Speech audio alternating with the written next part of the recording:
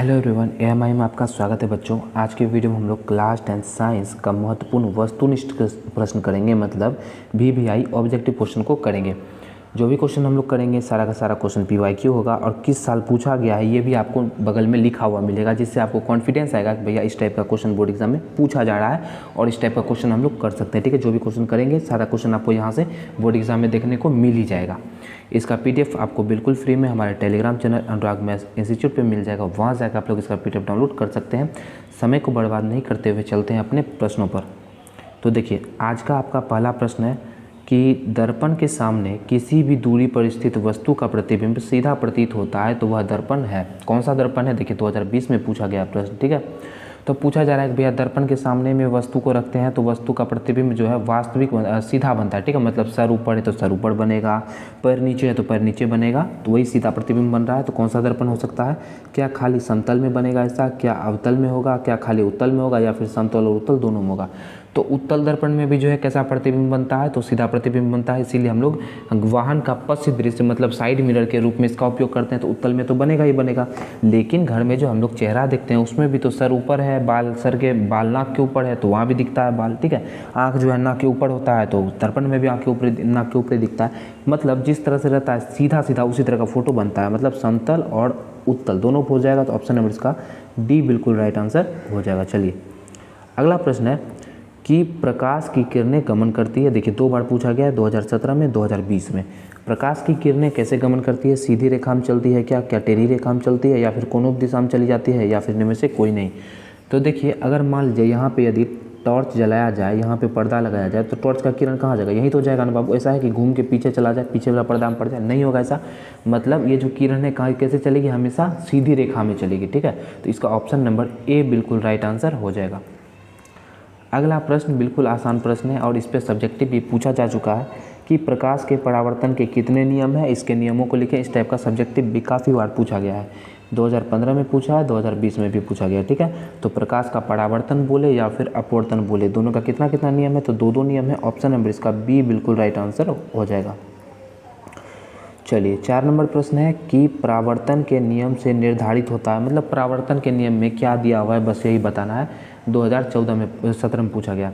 आपतन कोण बराबर होता है परावर्तन कोण, यही बोला है परावर्तन का नियम में, या फिर आपतन कोण विचलन कोण के बराबर होता है, परावर्तन कोण अपवर्तन कोण के बराबर होता है। तो देखिए परावर्तन का नियम में अपवर्तन कहीं से आने का चांस नहीं है, विचलन कोण भी कहीं से आने का चांस नहीं है। मतलब ये दोनों तो भैया पहले कर गया, ये दोनों धोखा नहीं, तो बचा क्या? आपतन कोण परावर्तन कोण के बराबर होता है।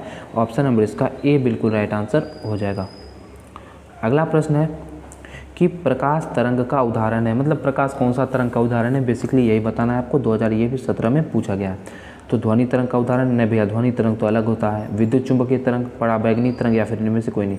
तो पराबैंगनी तरंग का भी नहीं है, ये तो सूर्य से आने वाला तरंग होता है पराबैंगनी। ठीक है, तो ऑप्शन नंबर इसका बी बिल्कुल राइट आंसर हो जाएगा कि प्रकाश तरंग कैसा है? विद्युत चुंबकीय तरंग। चलिए जी, अगला प्रश्न है कि समतल दर्पण द्वारा बना प्रतिबिंब होता है। 2021 में पूछा गया। समतल दर्पण में जो फोटो बनता है, प्रतिबिंब बनता है, वो कैसा होता है? तो क्या वास्तविक होता है, काल्पनिक होता है, या फिर दोनों होता है, या फिर इनमें से कोई नहीं? तो देखिए समतल दर्पण में जो प्रतिबिंब बनता है उसको क्या हम लोग छू सकते हैं? जैसे ये समतल दर्पण है, यहाँ पे आप खड़े हैं तो इसका फोटो कहाँ बनेगा? दर्पण के इस साइड बनेगा। और जो फोटो दर्पण के इस तरफ बनता है वो वास्तविक नहीं होता है, मतलब वो कैसा होगा? काल्पनिक होगा। तो ऑप्शन नंबर इसका बी राइट आंसर हो जाएगा। अगला प्रश्न है समतल दर्पण की फोकस दूरी होती है। 2021 में पूछा गया प्रश्न है कि समतल दर्पण का फोकस दूरी कैसा होता है भैया?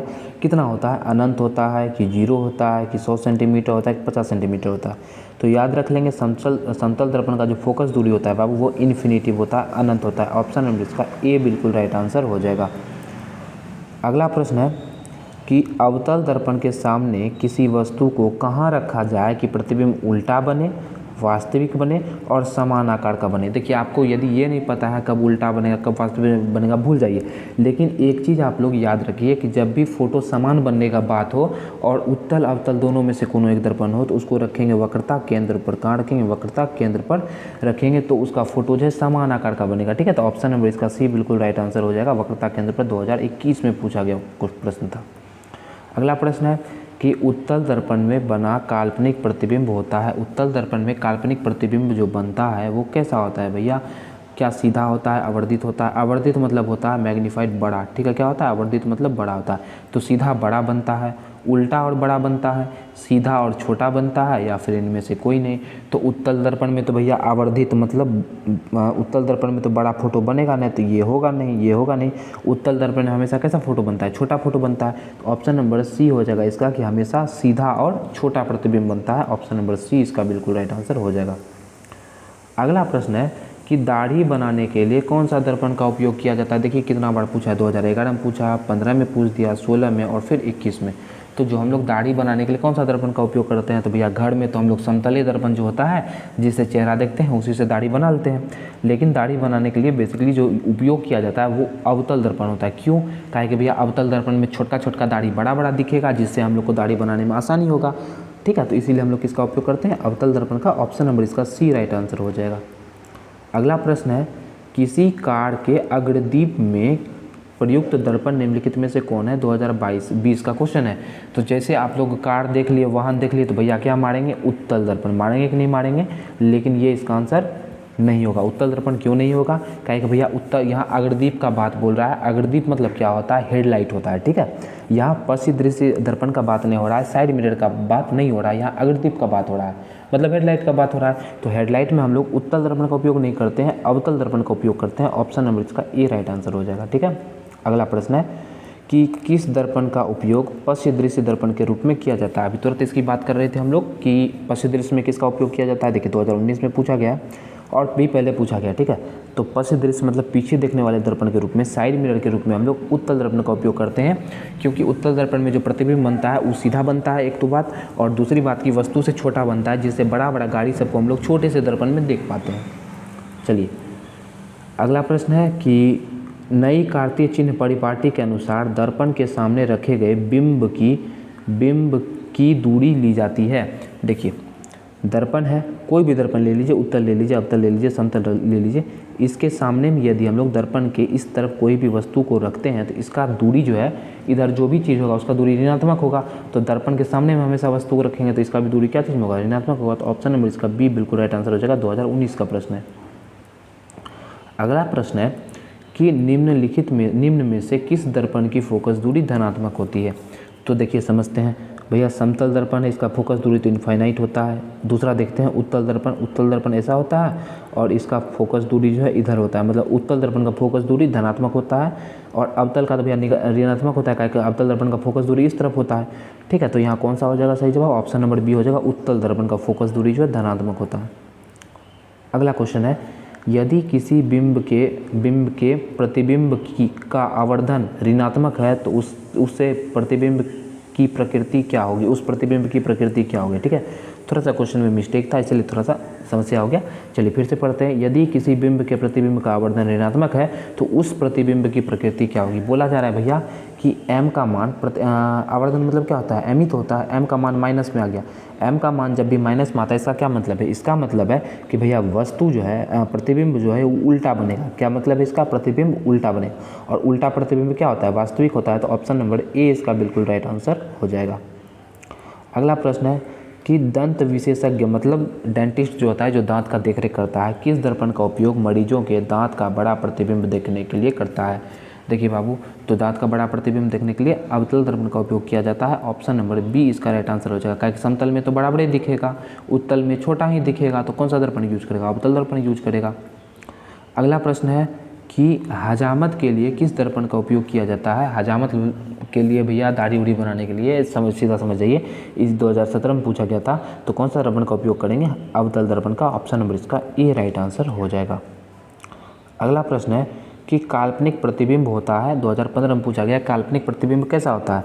तो याद रखिए बाबू, काल्पनिक प्रतिबिंब जो है हमेशा सीधा होता है, और यदि पूछ ले वास्तविक कैसा होता है तो वास्तविक हमेशा उल्टा होता है। तो प्रश्न में आपका काल्पनिक पूछा गया है तो काल्पनिक कैसा होगा, सीधा होगा।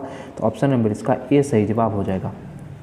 अगला क्वेश्चन है कि गोलीय दर्पण के फोकसांतर एवं वक्रता त्रिज्या के बीच क्या संबंध है। एफ और आर के बीच में संबंध पूछा है और इन दोनों के बीच में संबंध नहीं पता है तो आप 5 नंबर वाला 2 नंबर वाला बहुत सारा प्रश्न गलत करके आएंगे। काहे कि इस पर आधारित ऑब्जेक्टिव में 2-3 को ऑब्जेक्टिव पूछता है, उसका सब्जेक्टिव में एक क्वेश्चन यहाँ से बनता ही है, 1-2 क्वेश्चन बनता है, और 5 नंबर में मतलब दीर्घ उत्तरीय में तो भैया एक क्वेश्चन यहाँ से बन जाता है। तो काफ़ी ज़्यादा इंपॉर्टेंट है ये टॉपिक, एफ और आर में संबंध। वैसे हम आपको करा देंगे आगे, घबराइए मत। फिलहाल आपको ये बताना है कि एफ और आर में क्या संबंध है। देखिए भैया, एफ जो होता है वो वक्रता त्रिज्या का आधा होता है, फोकस दूरी वक्रता त्रिज्या की आधी होती है, मतलब एफ बराबर r/2। तो यहाँ हो गया ऑप्शन नंबर सी इसका सही जवाब।